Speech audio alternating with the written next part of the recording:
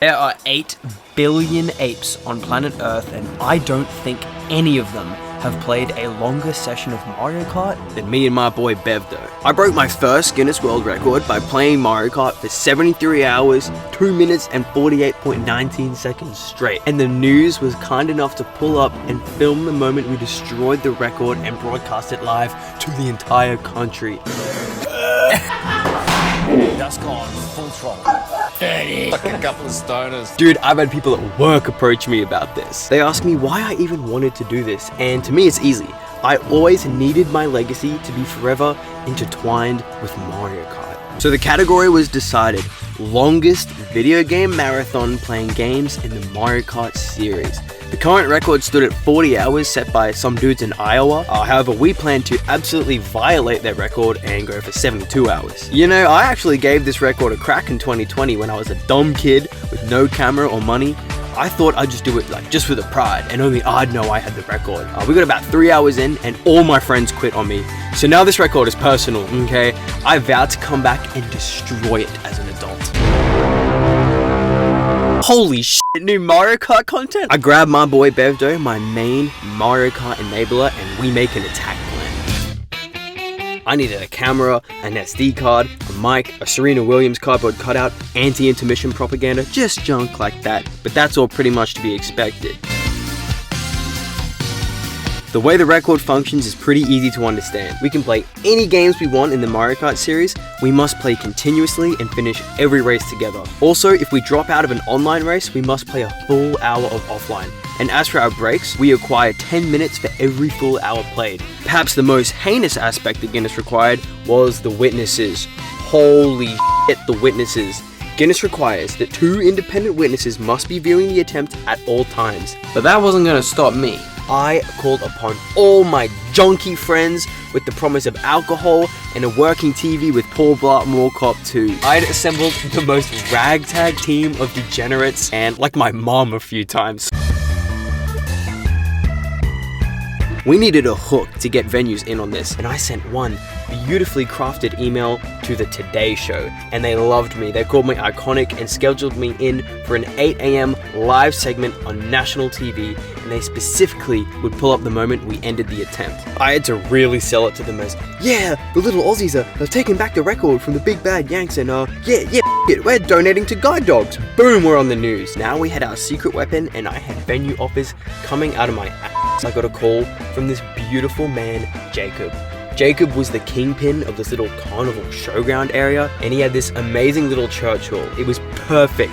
It didn't have a fridge or a toilet, but we had eskies, and a public toilet was like 30 meters away. And this absolute legend was donating it to us so we could use it fully for free. We performed an absolute magic act, bringing all of our junk into the church using a Kia Picanto and a bomb on wheels, but finally, we were ready to make Mario Kart history. The game plan was very simple. We were just gonna raw dog the entire attempt. Start 8 a.m. Friday and finish 8 a.m. Monday. I'd already stayed up 58 hours before with the minions, and this wasn't too much longer. Now, we went off to a ridiculously rough start. Off the rip, we had no Wi-Fi, so we couldn't connect to each other's switches. I had to buy 100 gigs of data before we even started. Now, also the sun was blasting through the window, and we had to tape up a full blanket, which fell down like 15 times throughout the attempt. And a lot of the decorations we bought from Temu turned out to be AI slop, but I guess we got what we paid for, to be honest. We slapped our sign on the front door, positioned our pee bucket, and we were officially playing. Okay, so I'll say 3, 2, 1 and go, and then go on go, yes? Okay, 3, 2, 1, go. Now, since we began at 8 a.m. on a Friday, we had literally no choice, and believe me, I didn't want it to come to this, but god damn it, we got both of our mums to be the first witnesses. I had labeled and given written examples of how to write up a witness statement, and they just dropped the ball in this department, ticking all the wrong boxes and whatnot. We had our friends navigate this blackout drunk 10 times better than they did, and I just knew my mom was itching to leave. She was supposed to be going to brunch with her friend Maxime, so I nonchalantly said, hey Rebecca, did you want to go and grab some ice from the esky with Maxine? She started freaking out because she thought I actually wanted her to get ice for us. The whole time I was just thinking, oh my god, how are you not understanding this? Our next witness, Jude, pulls up, a very nice change of pace, and we have some nice chit chats until he decides it's time to go out for a frolic and inhale some The timing of that was immaculate because Jacob the Saint pulled up to check in on us, and he brought the groundsman of the whole showgrounds with him, who lives on site. And thank goodness we couldn't really talk to him while we were playing, because it made it so awkward that it solidified the groundsman never checked in on us again, which was definitely for the best. Jude re-enters through the back door and he's happy as Larry. It becomes borderline annoying at a certain point. He's getting rambunctious and he's decided he'd squeeze into Bevdo's tiny Mario costume. And for the next 25 minutes, we had some hairy behemoth galloping around the church, crunching 4Xs at 11 AM in the morning. I know you just said it. In a church. At this point, me and Bevdo were just locked in on the game. We binged Mario Kart World hard on the first day. We had lots of visitors coming in, signing on and off as witnesses, doing their duty while we just stunted on everyone with our gameplay. I reckon I looked back at the camera upwards of 1,500 times throughout the record. I was so paranoid some moron was gonna crash into it. We have some really physically unstable friends. Somehow it never got knocked down, but that didn't stop me checking though. The real horrors of the event started tonight as the sun set. It started getting feral behind us. Like, what was going on, bro? Literally chromed before. What are you talking about? Yeah, exactly. If you're gonna chrome deodorant, if you're gonna chrome deodorant, you may as well do a man. Just do one name. Chrome deodorant again, that's the thing. About 13 people were all crammed in the church at this point, and it's not a big space by any means. About half the 4X has been drained, and the burning DK is just straight up missing. And my god, are me and Bevdo hearing it. We were getting so irritable. It was just a constant stream of screaming and dog conversations we were forced to listen to, all while we were terrified of anyone bumping the camera in the slightest, completely ruining the record. This one guy behind us, Ned, dropped his vape about 5 times in 10 minutes onto the hardwood floor, and it made this big ass clank every time, and it was pissing me the hell off. I thought if he dropped it one single more time, I was gonna lose it. And this was very unfortunate timing, because while this was happening, someone had set a trap for our big whopper of a mate, Trevor. He's a gentle giant, wouldn't hurt a soul kind of guy, and some evil individual moved all the wooden panels to the very ends of the bed we had set up, put the mattress back down and placed a bag of Doritos in the very center, and god damn it, he took the bait and absolutely imploded into the bed. Oh, are you all going back to yours? I also heard some grumblings of a Lafufu unboxing taking place behind us at some point, and I just want to publicly state right now that I condemn that fully. But I did find the recording and it was utterly ridiculous. Oh shit. You're up in the TV show. I'd say one of our lowest points throughout the entire event was definitely during this night. At around 11 PM, we had our first disconnect, and the rules state if we disconnect and fail to finish an online race, we must play a full hour of offline racing. We had to ditch our comfy chairs and ruin our backs playing split-screen Mario Kart Wii on the floor. Everyone was just screaming in our ears. I was tired and stressed. You know, we weren't super far in. It wasn't like, oh, we've come so far, we can't give up now. I could just feel my care factor slipping here. More thoughts kept persuading me to quit, like, damn it, this is never gonna get approved. People are just casually having the most vile conversations next to the mic. So I took it race by race, trying to convince myself to go through with this, and I think I speak from experience. Sleep deprivation makes you very irrational, so I'm super glad I just stuck it out. Eventually, everyone except Ned cleared out because the church goes insanely cold at night. The building had zero insulation. We were rugged up in multiple hoodies, blankets, and robes, and I was still shivering the entire night. And unfortunately, at 3:59 AM, Ned had to wake up and call my bro to clock on for a bright and early 4 AM shift, which they were super happy about. And this guy just casually has his hands right in his undies the whole time he's clocking on for a shift, and he claims he doesn't have any recollection of this in the slightest. Just such strange behavior. Yes, please. Wait, Yeah. hold it to the camera. You're holding it to the MacBook, I think. Hold it to the Yeah, I'm holding it. Oh, where's the camera? That's the camera. lights on it. See next to the pink Yeti? Yeah. Here, so to that. Hello, my name is. I'm here to witness the Mario Kart World Record at 4 AM on the 12th of July, Saturday morning. Oh yeah. Sweet, thanks, Harry. Now, a weird phenomenon that began this night was location morphing. It would start to feel like we really lost our bearings. I guess we were already in such a bizarre location in a suburb we don't live in, and we were obviously hella sleep deprived, but man, it started to feel like the room was changing. Like, I thought the witness room had bunk beds in it, and then there was this one where I thought there was a big glass sliding door to my right, and we had this really terrifying one where it looked like the foyer was a corridor and we were in some creepy old-fashioned hospital. The place just took on so many different vibes with so many different people. It just got confusing for us. The phenomenon definitely got progressively more intense the longer we went, but even on night 1, I experienced like a fair amount of this. Day 2 rolls around, a crisp Saturday morning sun comes up, and so do my spirits. It's really the nights that get to me. My body just can't really fall asleep during the day, and I feel instantly energized again. And talking about getting our spirits up, we have Maurice pull up at 9 AM with a bottle of Jack, and he intends on using it.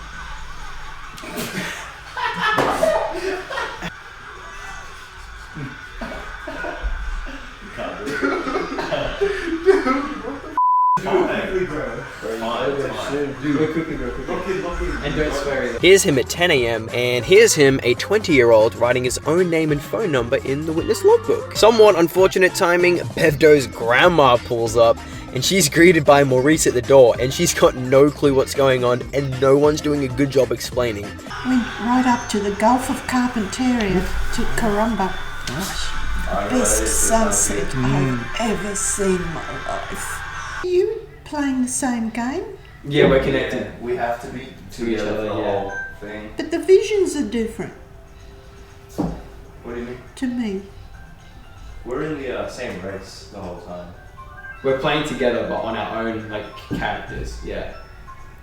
Oh, We're on the your same- own characters. Yeah, we're on the same track at the same time, just on our own screens. Right, Yeah. that's what I meant. Yeah, They were different looking. Yeah.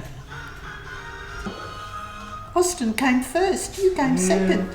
She seems very content to just sit and watch. Super wholesome moment. You know, it's also worth noting, I know we're only like 30 hours in or so, but I was just not sick of the game in the slightest. I was having an absolute blast just plugging away. And for whatever reason, my green snipes were just on point. Now also around 30 hours, I was noticing brand new things, like Wally is Toad's Factory. DK Summit says 1, 2, 3, 4. And the fog progressively clears? What the hell? How did that take me 17 years to realize? So far, all we've been playing is 8 and World, and obviously Wii when we disconnect. We did have other Mario Kart games, but split screen is just not fun, and my old Wii is very prone to crashing, so Double Dash is off the menu. We had Mario Kart 64, SNES, and Super Circuit on NSO, of course, but man, we were actually just so content with World and 8. We genuinely only played those two for the entire rest of the record. Now, going into night 2, really had me worried. This is just me personally, but there is an intense psychological barrier to me passing the second night. Every time I've done something like this, it has always been the case. Night 2, my body will throw everything it has at me to get me to shut down and sleep. It'll black me out. It'll just make me insane. I'll have to physically hold my eyelids open or bite my arms and make primal grunt noises to stay in this thing. It is all on the line for night 2. However, if I do make it through night 2 and onto sunrise at Sunday morning, I've officially made it, and my body just accepts my idiot brain is not going to sleep, and I get a weird energy boost, and I just don't really need to sleep again. So I knew night 2 would be my hardest challenge, and I threw everything I had at it. I told witnesses, I don't care if I'm vomiting or I fainted, you prop me up in front of that monitor and you put a damn controller in my hand. Now lucky for us, we got dinner cooked and served to us on night 2. Trevor brung his George Foreman grill, plugged that baby in and propped it up on a plastic chair, and presented me and Bevdo with the world's chewiest Coles steak with 0 cutlery on a Super Mario serviette. It was just nice to have real food for a change. It was a shame though that all the fruit and veg had gone bad because some moron had to make more esky space for beer. I tried mowing into a stiff capsicum for the electrolytes or whatever, and it was not sitting with me. Up until this point, all I'd eaten was spearmint leaves, 2 liters of blue Powerade, KFC, and a shitty steak and a bad capsicum. I knew my poop was inevitable and my bowels were finally stuffing up on me. Now the pooping situation is so dire. Our nearest toilet is like 30 meters away from the building, and it's very scary and freezing cold to go at night, especially with all the demons that come out after 40 hours of continuous Mario Kart. So we used a 10-minute break for me to go and poo, and I thought I could make it work. I had to sprint to the bathroom and force out the worst turd I've ever made in my entire life. While I was on the toilet, my legs were comically shaking from the cold. Anyone that saw me would have thought I was having a seizure. This night was way more chill than the first night in terms of our guests. However, the quiet was really getting to us. Keeping focus was becoming truly impossible. My retinas were actually on fire. I could not look at the screen whatsoever. I was blacking out for huge portions of races, going on full autopilot and then just crossing the line going, wow, wait, I was playing just then, how the hell did I win? A bizarre thing that kept happening is I would think I'm watching a YouTube short on how to do a certain shortcut, and then I would just do the shortcut and be like, damn, that was me? We had to resort to some crazy strategies to stay in this thing. We started to yell out loud at each other the directions for the tracks, like where to turn and what buttons to press. I can only imagine this is what drunk driving feels like. At this point, I was basically watching a slideshow of the game in my mind, and it updated my position like every 2 seconds. That's why we're playing so out of control. I feel like Mario Kart 8 was serving us better than World because it's a bit less technical, and I know those tracks better than the layout of my own house. So we went deep into the night with tons of Mario Kart 8. But then at a certain point, we kind of hit a wall. We were blacking out like crazy, and for way too long. I'd only come back to my senses when Lakitu had already grabbed me and I'd freak the hell out. 8 just had too many constant sharp turns. You had to really be on the ball and fully alert for the whole track. We needed to shake up desperately. We took a 10-minute break again, did some sprints on the oval, splashed some water on our faces, and when we got back to the church, Bevdo had the genius idea to swap over to World and run some intermission tracks. 0 brain power required, and this proves it. We cruised straight to the finish line, barely awake, no worries every time. This was the new meta, and it served us well for the next few hours. Around 3:30, I'll never forget this, and I don't know why, but I got very disturbed all of a sudden. I swing around in my chair, and oh my god, the door behind us that leads directly outside was wide open, and outside was just pitch black. It made me so uncomfortable that I had to just turn back around and stare at my screen while this big gaping void was behind me. Eventually I yelled out for a witness and they went and closed it, but still, no one knows how it opened or how long it was even like that. One absolute beacon of light during the final hours of this night was maple frickin' treeway. It had such a calming presence about it. The colors were soft on my eyes, the music was tranquil and full of hope and joy. I would nearly cry to it, dude. And I've never even been the biggest fan of the track, but wow, it just had such a bizarre hold on me. At long last, the sun finally rose. I'd made it through the roughest part of the attempt and I'm feeling good. It's about to be 8 AM Sunday morning, 48 hours in, 24 to go, and we have a plan. We're gonna use a 20-minute break to take an experimental nap and see if it helps us out, or if it tanks us and makes us feel even worse. And depending on how it goes, we might dig into our massive break reserve and use an even bigger nap on the final night to help avoid any of the tweaking we just experienced during night 2. So now, Ned has the honor of violently shaking us awake at the end of our 20-minute slumber. For our sleep, we didn't even bother moving a single meter from our chairs. We just crumpled up on the floor. This photograph may look like it contains no people, but that's actually us right there. We are the lifeless pile of clothes on the ground. And 20 minutes later, just on schedule, I'm shaken awake and I actually eased back into Mario Kart very gracefully. The rest for my eyes was the biggest thing the nap helped with. It made it so that I could actually look at the screen again. Outside the church today, it was absolutely bustling. The showgrounds was hosting the Sunday markets and there were thousands of people outside just stuffing their faces with Pluto pugs and buying $12 lemonades. Little did the general public know, here we are, a bunch of geeks and freaks just suffering in this little room. One little kid stuck his head through the door and was just so confused, and he just immediately ran away. World record wise, today just consisted mainly of a lot of nervous waiting around. We never struggle in the days, and we just had no idea really what to expect from a night 3. I was still mega confident that since I'd passed night 2, I'd be smooth sailing to 72 hours. However, I was getting pretty worried for Bevdo and by extension myself. The Guinness rules state that since it's a team effort, we both must finish and make it to the end. So if one person dropped out, that's it, the record would end at that time. I was trying everything I could to motivate him, but he was flatlining pretty noticeably. I don't know if this happens to anyone else, but you know when one person is doing poorly or freaking out about something, and sometimes that can just have the opposite effect on you and really boost your confidence or energy? There was definitely a bit of that going on. I was reaching new levels of love and appreciation for Mario Kart. I was marveling at how well the tracks flowed and how hard it would have been to make the tracks just right for the movement. I felt like I was having a moment of solitude with the very programmer who placed this grass blade on swamp ruins. It was almost becoming a borderline psychedelic experience for me. Now, something that became a bit of a theme throughout the attempt was Bevdo having all these random ass relatives pull up and awkwardly walk around the church while the witnesses scurry off to the Paul Blart room. On this particular instance, 2 of his little cousins arrive, and I don't particularly enjoy seeing kids very much, especially when I'm off 53 hours with no sleep. But these kids were actually alright. They were definitely future Mario Kart gremlins in the making, and they said some shit like, "Does Sure Cat know you guys are doing this?" Man, these kids are being raised on the right games. Also on this day, the news called my phone for some last minute deets before the big interview tomorrow. The producer assigned to us was called Alex, and my friend Alex answered my phone and was like, "Hey, I'm Alex." And producer Alex was like, "Yeah, I'm Alex." And then the convo got stuck there for a tiny bit, but they figured it out. What producer Alex wanted was B-roll of the attempt for the news to play during our segment. Now, no one could provide any good photos. Every photo taken either had someone holding a bottle, passed out, or holding this ridiculous BB gun that managed to make its way into every single photo. You think they're gonna put that as B-roll for a Mario Kart segment on the Today Show? Alex was kind enough to give us a few hours while Alex used my phone to take some new family-friendly photos. And at one point he went outside to take a photo of the church, and boom, the data dropped out and we disconnected.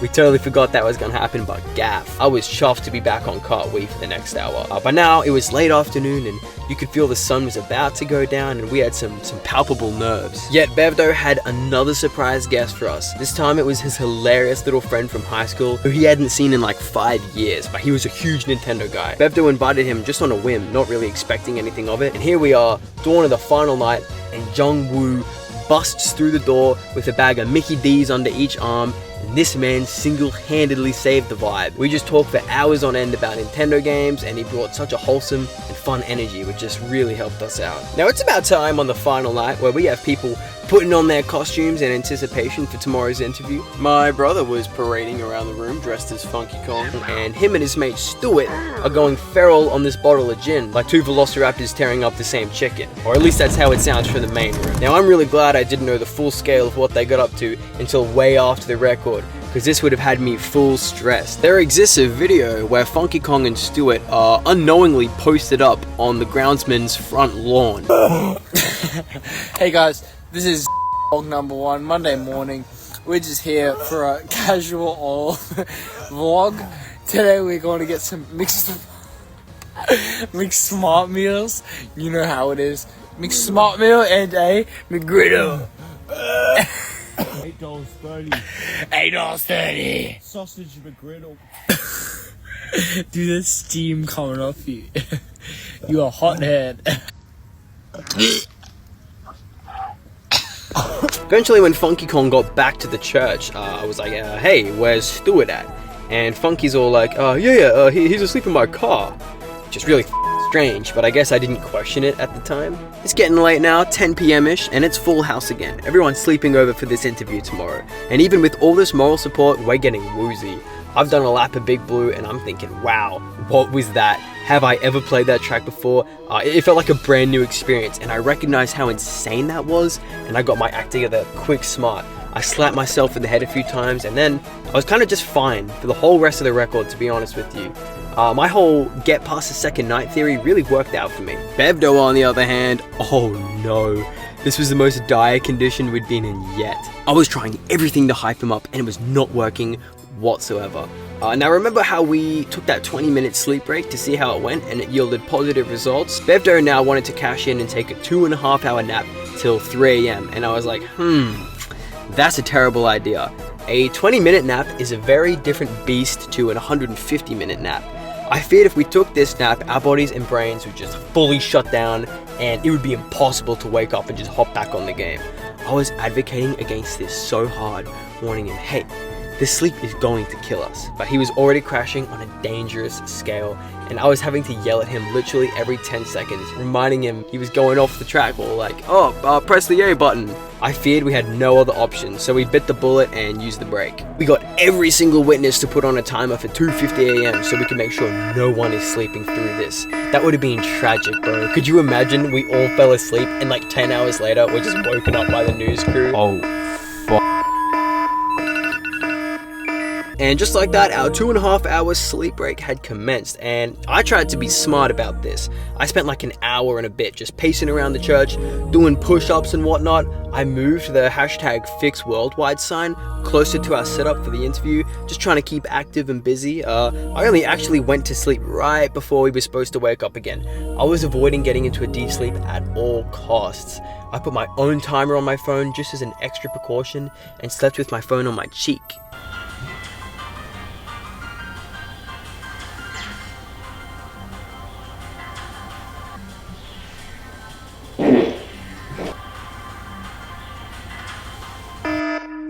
And I still didn't wake up for that.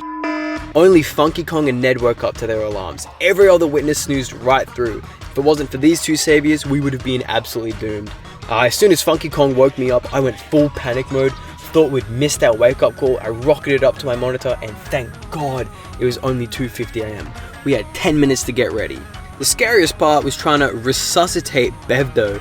We lift him off the ground so he can stand, and that's all he does. He just stands there staring blankly for like 2 minutes, saying no words. His mind was fully asleep, I'm sure of it. I tried to talk to him. I'm like, hey, do you want to join my room real quick? And he just non-verbally lowers to the ground, crawls over to the Wii, picks up a single nunchuck not connected to anything, and he's just fiddling with it. I think he might be trying to unpause the game on the wrong TV. So I run over, set it all up, stick the Pro-Con back in his hand, and boom, break over.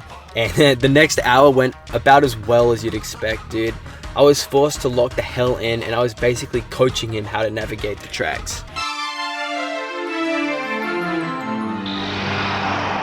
Finally, the suffering is coming to an end. Dawn of the final day. The record and our interview is so close we can taste that shit. The time is creeping up to 72 hours. The clock ticks up to 8 a.m. and no sign of the news crew. We've hit our target and they're nowhere to be found. So I get Ned to check my Gmail and he sees that they've postponed by an hour. So screw it. We ran the record up an extra hour so the interview could still go ahead and capture the exact moment we finish. Tragically, this means Ned is going to miss the end of the attempt, bro.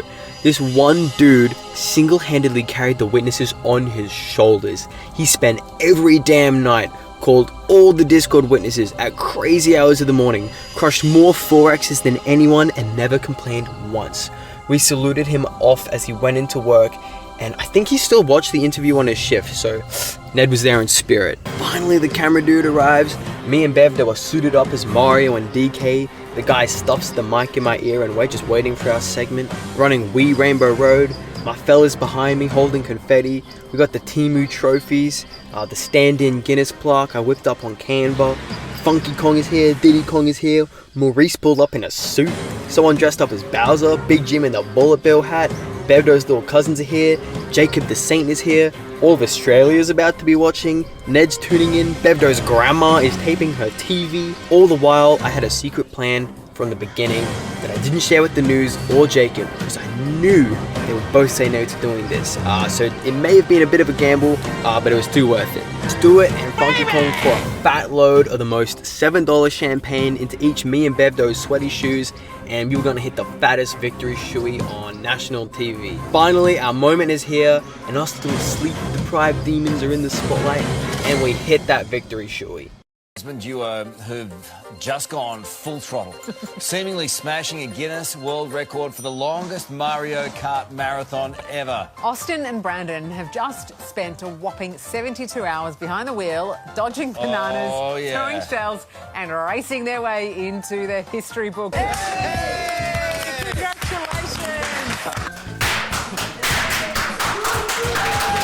There we go.